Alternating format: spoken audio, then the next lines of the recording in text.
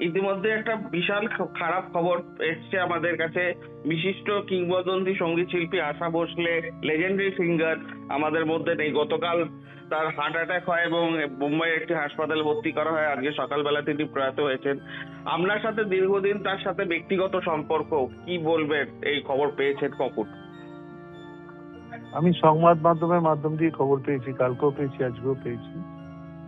চেষ্টা করেছিলাম নন্দুর সঙ্গে যোগাযোগ করতে, এখন ওরা ব্যস্ত আছে, তবু কিছুক্ষণ বাদেই আমি যোগাযোগ করে নেবো। কিন্তু একটা কথা, আশাজির সঙ্গে আমার খুব ব্যক্তিগতভাবে খুব ভালো সম্পর্ক ছিল।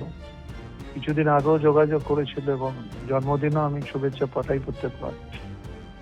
আর আশাজি আমাকে ব্যক্তিগতভাবে জীবনে খুবই ভালোবাসেন, আর আমার বাড়িতে 7বার তিনি এসেছেন। এটা আমার জীবনের সৌভাগ্য। আর আমাকে ব্যক্তিগতভাবে খুব পছন্দ করতেন। আমার ক্লাবেরও অনুষ্ঠান তিনি করেছেন।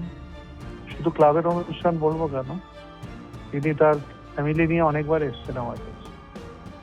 এত বড় একজন শিল্পী, তার সম্পর্কে যত বলবো কমই হয়ে যাবে।